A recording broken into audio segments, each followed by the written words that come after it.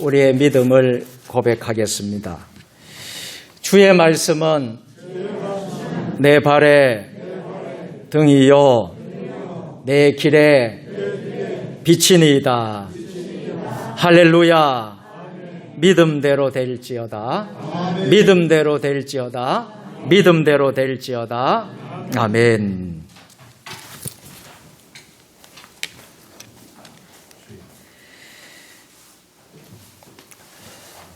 한 사람은 태어난 지 9개월 만에 어머니를 여의고 5살 때부터 새어머니 밑에서 자랐습니다. 새어머니로부터 온갖 학대와 멸시를 다 받으면서 비참한 어린 시절을 보냈지만 그는 이런 어려움을 겪으면서도 한 가지 생각을 굳혔습니다. 어린 이들이 자신처럼 불행한 시절을 보내는 일은 더 이상 없도록 해야겠다는 생각이었습니다. 그리고 마침내 소녀는 교육자로 성장해서 불우한 가정의 아이들을 돌보는 교육기관을 만들게 되었습니다. 바로 세계 최초의 유아 교육기관을 설립한 프레벨입니다. 여기에 사진을 올려놨는데요. 그는 어린 시절에 받은 학대와 상처를 긍정적인 방향으로, 긍정적인 에너지로 극복하여서 불우한 아이들에게 꿈과 소망과 희망을 주는 훌륭한 지도자가 되었습니다. 한편 프레벨처럼 불행한 유년 시절을 보낸 또 다른 한 사람이 있었습니다. 그는 어린 시절 유대인인 아버지로부터 심한 매질을 당하면서 마음에 깊은 상처와 증오심을 가슴 깊이 새겨 두었습니다. 그리고 성인이 된 후에는 나치의 지도자가 되어 유대인에 대한 증오심을 대학살로 분출시키고 말았습니다. 바로 600만 명의 유대인을 학살한 아돌프 히틀러입니다. 제가 사진을 올려놓았습니다. 부정적인 상황은 똑같았지만 성품의 차이가 부른 영향력은 극단적인 정반대의 결과로 나타났습니다. 프레벨은 어렸을 때부터 하나님을 가까이 하면서 성경을 늘 읽고 가까이 하였고 결국 그 환경을 극복하고 고난을 이겨내었습니다. 거룩함은 무엇입니까? 거룩함은 사람을 변화시키는 능력입니다.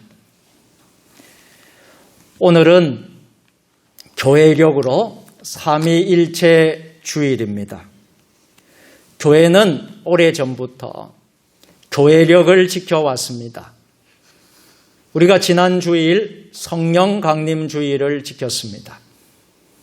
마가 다락방에 120명의 성도들이 성령을 받고 비로소 교회가 탄생되는 교회의 생일이라고 할 수 있는 성령 강림 주일을 지켰습니다.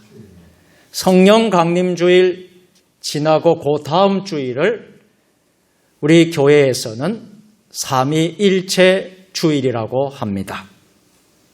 삼위일체 하나님을 믿는다는 신앙 고백이지요. 성부 창조주, 성자 예수님, 성령 보혜사, 이렇게 하나님을 세 위격으로 구분하지만 본질적으로 그 세 분은 동일하신 한 분이십니다. 이것을 믿는 신앙이 바로 삼위일체 신앙이고, 우리 개신교, 우리 기독교의 중요한 교리 가운데 하나인 것입니다. 오늘 본문을 통하여서 우리는 하나님, 예수님, 성령님에 대해서 알게 됩니다. 특히 하나님의 사람 이사야 선지자를 통해서 오늘 본문에서 성부 하나님은 거룩하신 분이심을 강하게 드러내고 있습니다. 거룩은 인간에게서 찾아보기 힘든 속성이기도 합니다. 우리는 같은 인간이기에 서로에 대해서 너무나 잘 압니다. 그러니 거룩을 경험하기가 대체로 어렵습니다. 오늘의 본문에 나오는 이사야 선지자, 그 이름의 뜻은 여호와는 구원이시다라는 뜻인데요. 이사야는 하나님의 거룩을 직접 경험한 사람입니다. 하나님께서 그를 부르셨어요. 우리는 이사야가 어떤 과정을 거쳐 부름을 받게 되었는지 생생하게 목격할 수 있습니다. 먼저 유다 왕 우시야 왕이 죽던 해는 주전 748년입니다. 50년이 넘게 유다를 통치했던 그가 그만 병에 걸리고 아들 요담이 대신 통치를 했습니다. 그의 통치 아래서 나라는 나름 번성하게 되었고 평화를 유지했습니다. 그러나 하나님 앞에서 왕이 교만하고 하나님을 불순종하고 그래서 결국 병으로 심판받았습니다. 우리가 오늘 삼위일체 주의를 지키면서 기억해야 될 것은 첫째로 거룩함이 죄를 드러낸다는 사실입니다. 이런 우시야 왕이 죽던 해에 이사야는 하나님의 거룩함을 목격했습니다. 천사들이 하나님의 거룩함을 외치는 것을 깨달았습니다. 스랍은 태운다는 뜻을 가지고 있는데요. 지금 스랍들이 하늘 높은 보좌에 앉으신 하나님을 둘러서 있습니다. 날개를 6개 가지고 있는 그들은 큰 소리로 하나님이 거룩하시다, 거룩하시다, 거룩하시다 서로 외치고 있습니다. 이사야 역시 천사와 함께 한 목소리로 하나님이 거룩하시다고 할 만도 하였습니다. 그러나 그는 그렇게 하지 않았습니다. 그렇게 하지 못했습니다. 그저 자신이 망하게 되었다고 하였습니다. 순수한 거룩함이 인간의 죄를 뉘우치게 하므로 그는 다른 말을 할 수 없었습니다. 이사야는 고백합니다. 화로다 나여 망하게 되었도다. 무엇인가를 굉장하다고 말할 때 그것이 진짜인지 아닌지를 분별해야 합니다. 참된 아름다움, 참된 거룩함은 우리의 입을 닫아 버립니다. 우리의 죄를 생각나게 합니다. 하나님의 거룩함, 이것은 그래서 아름답다, 대단하다라는 말보다는 스스로의 추함을 돌아보게 됩니다. 하나님의 거룩함을 목격한 이사야는 큰 위기를 느꼈어요. 그래서 화라고 말합니다. 하나님의 거룩함 앞에 모든 존재는 소멸합니다. 동시에 하나님의 거룩함에 자신의 현실을 비추게 합니다. 죄인인 자신의 누추함과 한계를 그대로 드러내는 순간입니다. 또 하나 우리가 기억해야 될 말씀은 정결함이 모든 사역에 앞서는 일이라는 사실입니다. 오늘 6절 말씀에 보면 그때의 그 서랍 중에 하나가 부젓가락으로 제단에서 집은 바 핀 숯을 손에 가지고 내게로 날아왔어 라고 기록하고 있습니다. 이사야 역시 인간이었습니다. 따라서 하나님의 하는 일을 하는 사람도 어쩔 수 없이 부정할 수 있다고 변명할 수도 있습니다. 그러나 이사야는 하나님의 일을 시작하기 전에 먼저 자신이 부정함을 알았고 자신의 잘못을 인정했습니다. 그리고 하나님의 사자가 이를 정결하게 해주고 나서야 이사야는 소명을 확인하고 소명을 확인한 후에 사역자로 나서게 됩니다. 사랑하는 성도 여러분, 우리도 마찬가지입니다. 하나님의 일을 시작하기 전에 먼저 하나님께서 하나님 앞에 우리가 잘못된 허물, 잘못된 모든 죄를 고백하고 우리가 하나님으로부터 깨끗함을 받았어. 정결함을 받아서 주님 주신 귀한 사역을 잘 감당할 수 있기를 주님의 이름으로 축복합니다. 또 하나는 사역자는 천상의 부름에 응하는 것임을 기억해야 합니다. 본문 8절 말씀에 내가 누구를 보내며 누가 우리를 위하여 갈꼬라고 말씀합니다. 저와 여러분 모든 하나님의 일을 하는 하나님의 일꾼들은 자기가 하고 싶다고 나서서 되는 일이 아닙니다. 하고 싶을 때 하고 하기 싫으면 그만두어도 되는 일이 아닙니다. 삼위일체 하나님께서 과연 누구를 보내야 하는가 고심할 때 선정되는 사람이 바로 참 사역자입니다. 이사야는 이렇게 고백하고 있어요. 내가 여기 있나이다. 나를 보내소서. 우리도 같이 함께 고백해 보실까요? 내가 여기 있나이다.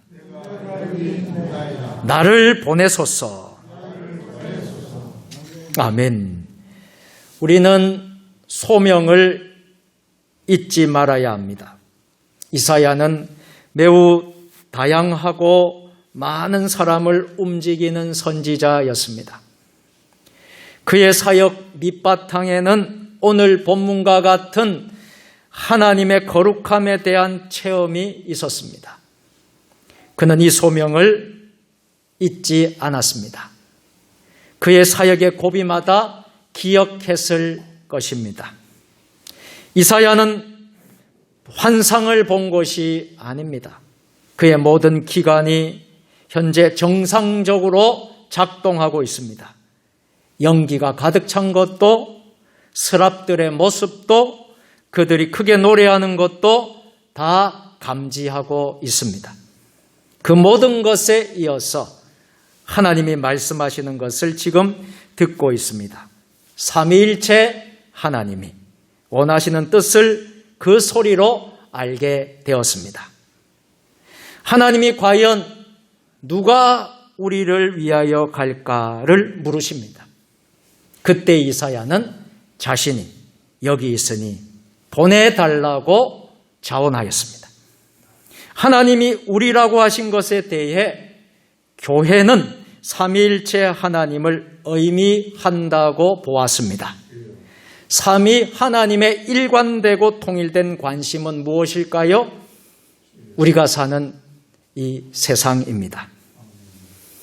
이 세상에 있는 자녀들을 대상으로 사역을 하셔야 하는데 일꾼이 필요합니다. 세상이 그냥 알아서 해결되도록 두지 않으십니다. 속히 하나님의 일을 행할 사람을 보내기를 원하십니다. 오라 우리가 세상을 변화시키자. 복음성가의 가사인데요. 이 세상은 날이 갈수록 악해져 가고 온 거리마다 넘쳐나는 죄악의 물결. 오라 우리가 세상을 변화시키자. 오라 우리가 예수 그리스도로. 아멘. 이사야가 삼위일체 하나님의 음성을 듣고 자신을 보내달라고 자원했을 때 그에게 마음 편하게 행할 수 있는 일이 주어진 것이 아닙니다. 백성들은 아무리 외쳐도 깨닫지 못할 것입니다. 이사야가 전하여도 오히려 백성들을 구원해서 멀어지게 만들 것입니다. 하나님은 이미 이것을 다 아셨습니다. 그래서 이사야가 전하여도 하나님께 돌아오지 않을 백성들은 어쩔 수 없다라고까지 하셨습니다. 이사야는 이런 하나님의 예언을 듣고도 선지자가 되었습니다. 처음 나섰을 때는 이 일을 몰랐을 수 있지만 곧이어 하나님이 백성의 태도와 이사야와 백성 간의 관계에 대해 알려주셨을 때도 이사야는 포기하지 않았습니다. 이사야와 같이 소명이 확실하면 강력한 사역을 이어갈 수 있습니다. 하나님의 사람 모세도 믿음의 조상 아브라함도 하나님이 부르실 때에 분명한 체험이 있었습니다. 모세는 불타는 가시떨기 나무의 체험이 있었습니다.